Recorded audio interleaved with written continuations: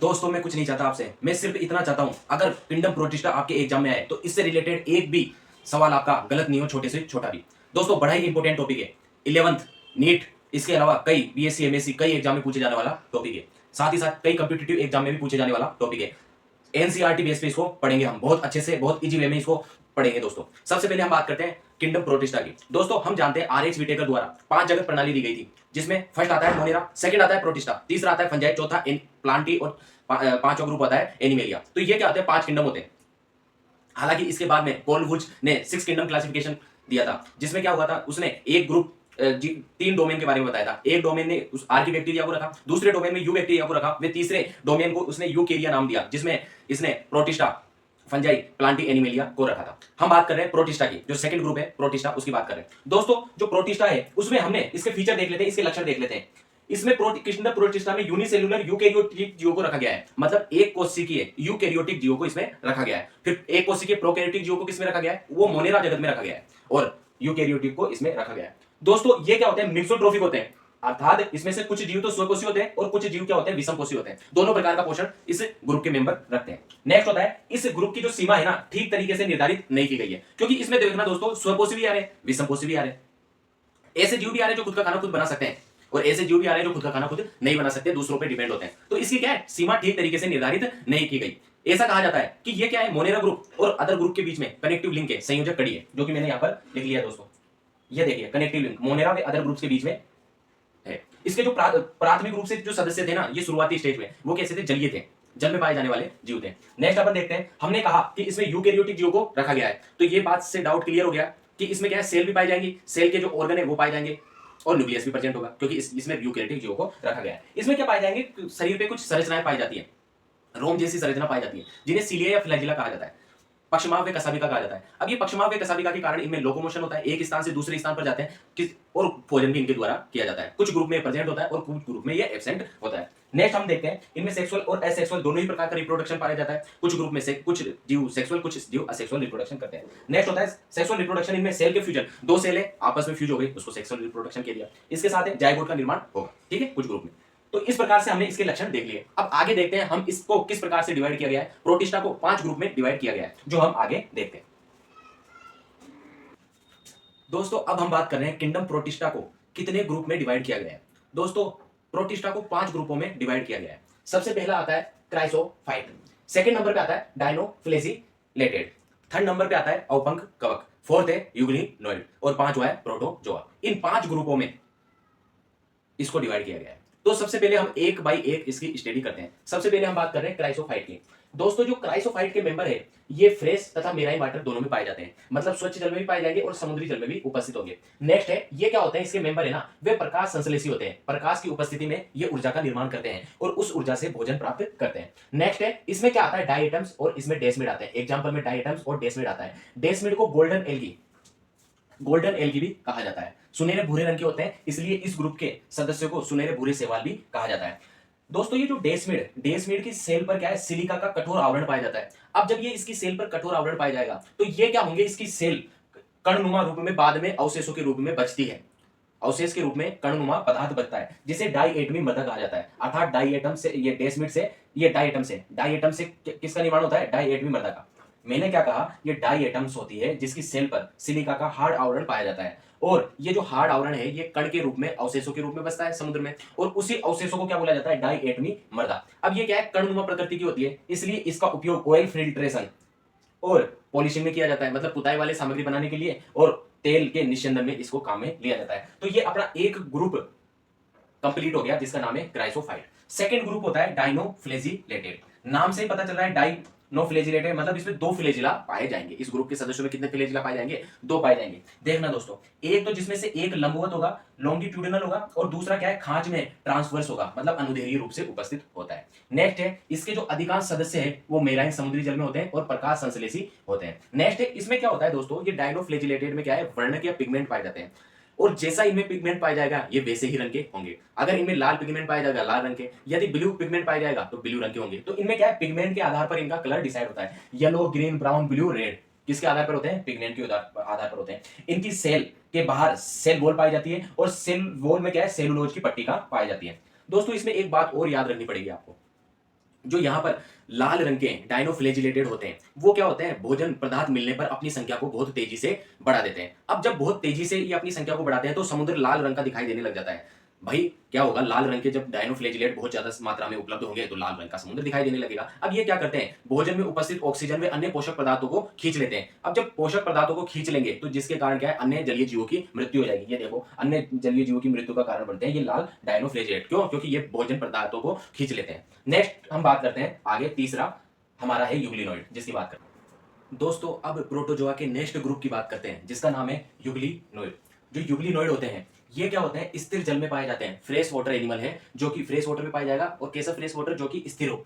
इनकी कोशिका भित्ति की जगह इनमें क्या है, पेलिकल की आवरण पाया जाता है, और पेलिकल के आवरण के कारण ये क्या है, बहुत लचीले होते हैं। इनमें क्या है, यूग्लिनॉइड में दो फ्लैजिला पाए जाते हैं, जिसमें से एक तो लंबा होता है दोस्तों, और एक क्या होता है, छोटा होता है। ये क्या है, प्रकाश संश्लेषी होते हैं वैसे तो, लेकिन यदि इन्हें प्रकाश नहीं मिलता तो ये क्या है, परपोषी की तरह व्यवहार करते हैं। बहुत सूक्ष्म जीव होते हैं जिनका भक्षण करके परजीवी की तरह भी व्यवहार करते हैं। मतलब ये क्या होते हैं, प्रकाश मिलेगा तो प्रकाश संश्लेषी होंगे, और प्रकाश संश्लेषी नहीं है, प्रकाश उपलब्ध नहीं है, तो परपोषी की तरह अपना व्यवहार दर्शाएंगे, भोजन प्राप्त करेंगे। युग्लिना में क्या है, क्लोरो, ये क्या है, उच्च पादपों के साथ, मतलब ये हरे रंग के होते हैं। उच्च पादपों के वर्णक इनमें यूग्लिनॉइड में उच्च पादपों के वर्णक पाए जाते हैं, जैसे कि क्लोरोफिल ए और क्लोरोफिल बी, जिसके कारण ये क्या है, हरा रंग दर्शाते हैं। ये देखिए दोस्तों, ये यूग्लिनॉइड के अंतर्गत यूग्लिन आता है, जिसकी संरचना हमने बना रखी है। इसमें दो फ्लैजिला पाए जाएंगे, एक तो देखो लंबा है, बड़ा है, और एक क्या है, छोटा है। इसमें कोशिका द्रव्य पाया जाता है, साइटोप्लाज्म पाए जाते हैं, न्यूक्लियस पाए जाते हैं, और प्राशन नियमन के लिए वैक्यूल प्रेजेंट होती है। तो अपना ये प्रोटिस्टा का तीसरा ग्रुप यूग्लिनॉइड कंप्लीट हो गया।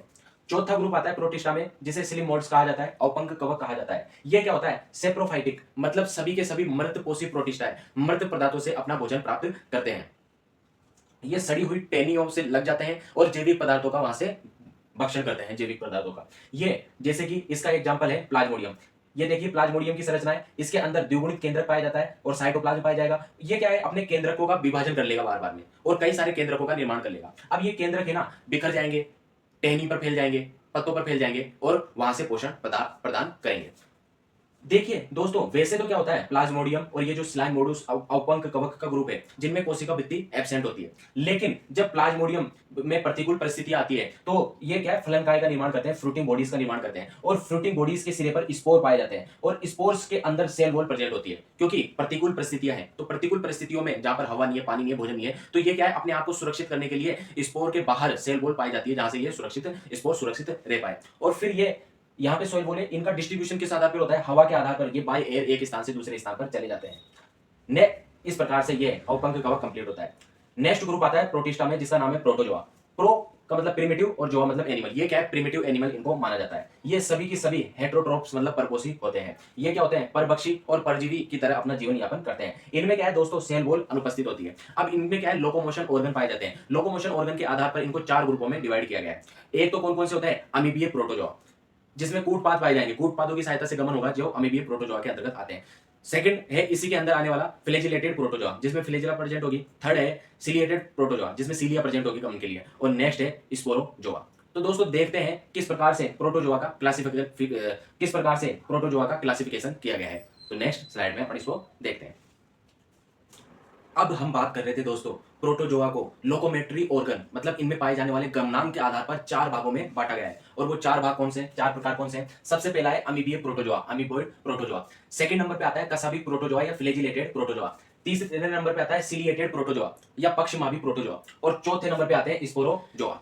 ये चार ग्रुप है किसके, प्रोटोजोआ के। किस आधार पे, गमनांक के आधार पर, इनमें पाए जाने वाले गमनांक के आधार पर। सबसे पहला अपन देखते हैं अमीबोइड प्रोटोजोआ। अब इसका एग्जांपल देखने से पता चल रहा है हमें, अमीबा है। इसमें क्या है, कूटपाद पाए जाते हैं, सूडोपोडिया पाए जाते हैं। सूडोपोडिया मतलब कूटपाद पाए जाते हैं, कूटपादों की सहायता से ही ये अपना भोजन प्राप्त करता है। जैसे हम जानते हैं अमीबा की अनियमित आकृति होती है इस प्रकार से, इसमें ये कूटपाद पाए जाते हैं, जिसकी सहायता से ही अमीबा भोजन को पकड़ता है और गमन करता है। नेक्स्ट हम बात करते हैं ये जो अमीबोइड प्रोटोजोआ है, ये फ्रेश वाटर, सी वाटर और नम मृदा मॉइस्ट सोल में पाए जाते हैं। जो एनिमल मेराइन में पाए जाते हैं उनमें क्या है, सिलिका का आवरण पाया जाता है, सिलिका की कवरिंग पाए जाते हैं। इसके एग्जांपल हो गए अमीबीय प्रोटोजोआ के, एक तो अमीबा हो गया और एक एंट अमीबा हो गया। एंट अमीबा वही है जो हमारे शरीर में अमीबियसिस प्रकार का नामक रोग उत्पन्न करता है, जिसे अमीबिक पैचेस भी कहते हैं, जिसे खूनी दस्त वगैरह की समस्या उत्पन्न हो जाता है। और इसका वाहक कौन होता है, इसका वाहक होता है घरेलू मक्खी। तो सावधान रहिए दोस्तों, ये जो घरेलू मक्खी है ये हमारे लिए हानिकारक होती है, साफ सफाई का ध्यान रखें।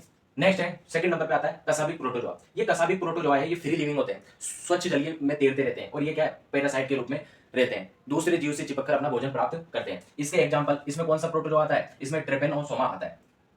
ट्रेपेनोसोमा आता है, इसके कारण निंद्राणु रोग उत्पन्न हो जाता है, जिसे अफ्रीकन निंद्राणु रोग भी कहा जाता है दोस्तों। नेक्स्ट आता है, नेक्स्ट ग्रुप है सिलिएटेड प्रोटोजोआ। सिलिएटेड प्रोटोजोआंस में कौन आते हैं, इनमें आता है पैरामेसियम। पैरामेसियम की हम संरचना देखेंगे तो इसकी संरचना चप्पल नुमा, स्लीपर लाइक इसकी संरचना होती है दोस्तों। ये चप्पल नुमा संरचना है किसकी, पैरामेसियम की। अब देखना इसमें क्या पाए जाते हैं, सीलिया पाए जाते हैं। एक पैरामेसियम में कम से कम 10 से लेकर 15,000 सीलिया उपस्थित होते हैं, जो इनके गमन में सहायक होते हैं दोस्तों। इनके फूड ग्रहण करने में भी ये सहायक होते हैं। ये इसके माउथ ओपनिंग है, सीलिया के द्वारा भोजन को पकड़ के अपने मुख में एंटर करता है। इसमें साइटोप्लाज्म पाए जाते हैं, न्यूक्लियस पाए जाते हैं, जिसमें से एक बड़ा न्यूक्लियस होता है और एक छोटा न्यूक्लियस होता है। इसके अलावा फूड वैक्यूल पाई जाती है इसमें। नेक्स्ट ग्रुप की बात करते हैं हमें स्पोरोजोआ। स्पोरोजोआ में कोई स्पेशल लोकोमोटरी अंग प्रेजेंट नहीं होता, ये लोकोमोशन ऑर्गन एब्सेंट होते हैं इसमें। नेक्स्ट है, इसमें क्या होता है दोस्तों, हम आपने नाम सुना होगा मलेरिया, प्लाज्मोडियम के द्वारा, प्लाज्मोडियम प्रोटोजोआ के द्वारा हमारे शरीर में मलेरिया रोग उत्पन्न हो जाता है। तो मलेरिया की कौन सी संक्रमण अवस्था कौन सी होती है हमारी बॉडी में, जिसका नाम होता है स्पोरोजोइट। एग्जाम में पूछता है, नीट एग्जाम में पूछता है हमारे शरीर में कौन सी संक्रमण अवस्था होती है इसकी, स्पोरोजोइट। दोस्तों यहां पर यह प्लाज्मोडियम अलग होता है और वहां हमने औपंक कवक में जो प्लाज्मोडियम पढ़ा था वो एक स्टेज थी, एक स्टेज को दर्शा रहा था, और यहां पर एक प्लाज्मोडियम परजीवी के रूप में रहता है। तो दोस्तों इस प्रकार से आपका ये पूरा ग्रुप प्रोटिस्टा वाला सारा कंप्लीट होता है। प्रोटिस्टा के अंतर्गत कितने ग्रुप थे, उनको हम पांचों ग्रुप को पढ़ लिया। पांचवें ग्रुप में 4 भागों में डिवाइड किया गया था पांचों ग्रुप को, उसको भी पढ़ लिया। तो इस प्रकार से प्रोटिस्टा, किंगडम प्रोटिस्टा पूरा कंप्लीट हो गया है। सारी एनसीईआरटी को अपन ने कवर किया है।